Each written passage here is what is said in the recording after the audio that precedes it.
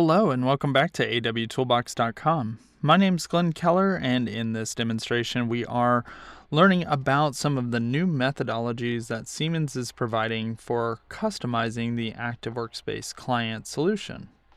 So in this video series, we have begun to look at some of the different folders and concepts for development using Visual Studio Code.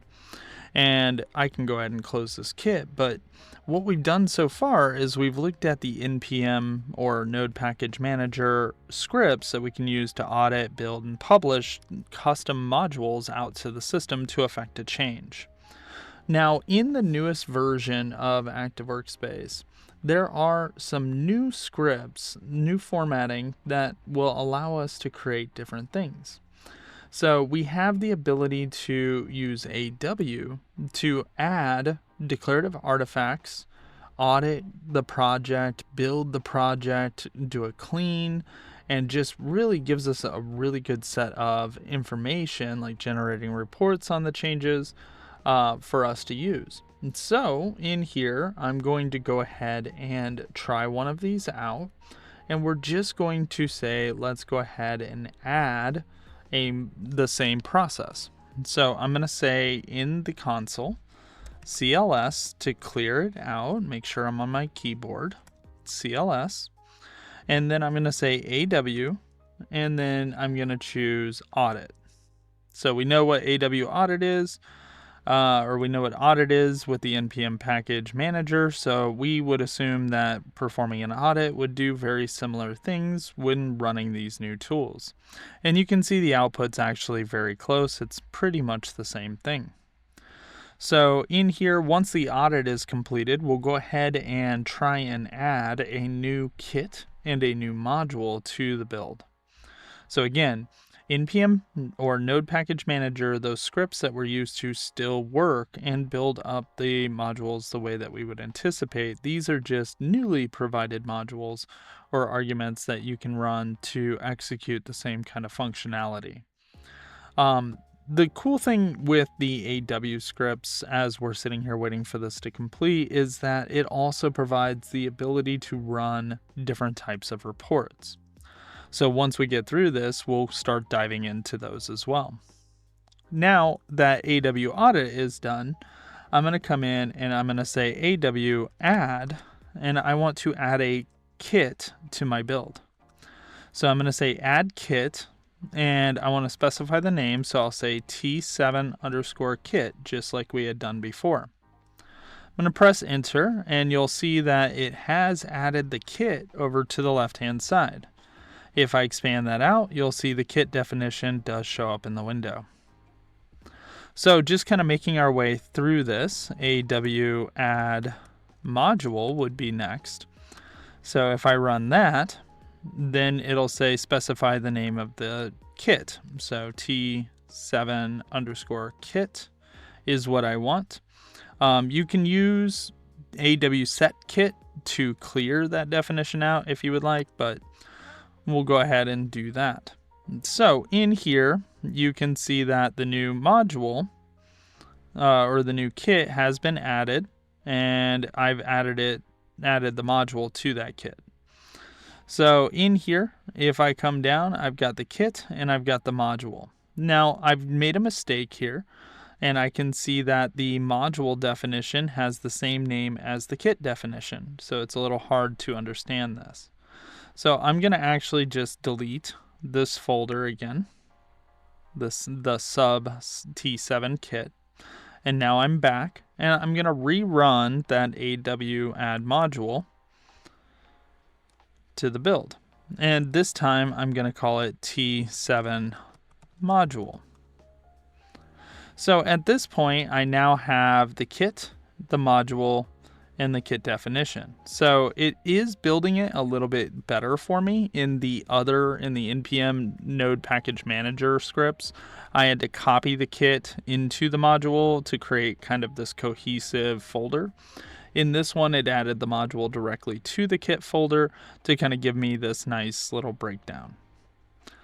The other thing that I did just there is I removed one of the modules, just note that it did not remove that module from my kit. So you need to, if you followed along with me there, go to your kit and remove the other module that had the typo. So I'll delete that and save. So at this point, I now have my module. My module is populated with a couple of things. So in the previous example, we had a module.json. It had the same information on it. In this example, we get a states.json, which will be populated if we add things like custom locations. The source element will then give us an HTML, an I18N for localizations, a JavaScript folder, and a view model folder. So what this is doing is preemptively building a structure for my customizations. Now, the final piece of this is to add some type of functionality to the display.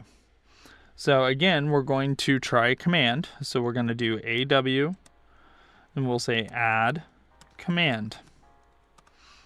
So in this case, it should run through. It's going to ask me for the name of my command. I'm going to say T7_command, hit enter. And now it gives me a little bit better feedback here. So it built that into the module. And then it says specify the name. And now it's saying specify the name of your command icon to use. And you can use the up and down arrows or type to search. So if I do GLOSS, you can see that it's filtered this list down to the yellow glossy plastic I want. If I back that out and I use my down arrow, it will move through the list for me. So it's a little bit better than just printing out all the icons to the screen. Gives me some nice search functionality and some keyed in concepts. So I'm going to go to glossy and we'll just use that same yellow glossy plastic. I'm going to select that and hit enter. It will lock it in. Specify the title of the command. So this time it's going to give me the ability to change the display of the command. So I'm going to say custom command, whereas the last time we didn't quite get there, but we would have had to manually update the localization. Press enter, and I can specify the type of command. So even though we haven't quite gotten there in previous courses we talked about the ability to create a command that opens a panel or a command that just runs an alert. In this case, we're just going to do a simple command. It basically throws an alert. Very simple, and that's what we're going to do here because that was the example in the previous go. But notice that there are other types of commands, like if you want a toggle, a shuttle to move back and forth, a group command, which lets you nest different commands within it, or a ribbon. Either any of these types are available. I'm going to press enter on simple. And then is this command contained in a group command? So at the moment, no, it is not, but we could have it there. So I'm going to say no, and I'm going to keep the case, and then it's going to ask me for the toolbar. So in the previous demonstration, we had to go in and we had to find the element or the anchor. In this demonstration, it can actually identify some of the most common placements that you would use. AW toolbar or global toolbar is right here, so we could be using that one again. And then notice it's giving me a full list of these. So if I scroll through, there's all of the different toolbars that I would need to find. And again, I could use that little location, the element finder, the right-click inspect process to identify which toolbar I wanted. So in this case, I'm going to type global, and I'm going to use the global navigation bar. So I'm going to go down 2 and hit enter on that one. Now it's giving me more and more as I go through this. So this tool set is pretty cool. In this case, it's taking me to the next step, whereas in the last case, it just kind of generated a generic example that threw an alert. In this case, it's asking me what would I like to do. Since the last one was a pop-up, I'm just going to do a pop-up action as well. I could throw a JavaScript function, a dialog, or a navigate. So I'm going to do pop-up, and you can see that it then generates my command. So a lot more questions, a lot more tuned to the heart of what you're trying to get to. And if I come in here, my command view model has been generated. I also have now an HTML that's been generated that is going to build essentially the pop-up. If I go to the command view model, you can see that the command view model has a whole bunch of elements in it, but nothing is populated for me just yet. It has constructed a lot of the information I would need though. And if I come back out here to the main commands view model, you can see that it's built all the placements out as well as the handlers for this to actually show up. Now in here we'll get into definitions like actions, but this is basically the definition. It's saying that it is a pop-up type. It is a T7 command for the title of the view, defining the width and height of the view, as well as where the caption and context information is going to be spelled out. And then it just puts it into the navigation bar. It's where it's going to get prompted from. And it has a couple of conditions as well as the icon. The one in the view model folder is actually the instructions for what happens when the HTML renders. So I have now created this. I didn't do anything else with the other commands. So we're just going to go ahead and do an AW build. So AW build will go through and generate the build. We'll go through and let this run. If it runs through successfully, then we will test it out and we'll see if the new command is going to be visible. You can see that the audit definition has processed successfully, so it's going to go through the build and publish. So what we're going to do now is give it a second. We'll come back in and we'll test out the result. All right, so that deployment has finished, so we can go back into the client, hit refresh once. You can see the icon is not there, and then when it refreshes, you can see it's here.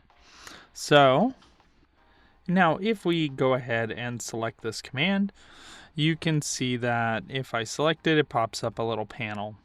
So this is very similar to what we saw with the other side. Notice the close command doesn't work, so you have to click this again to close it. So in essence, the review of the older commands, the npm run commands versus the newer commands, so far it seems like the newer commands are going to definitely win out. There's a lot of usability enhancements with them. Makes me happy to see that it's giving you options to build different types of commands, placements, etc.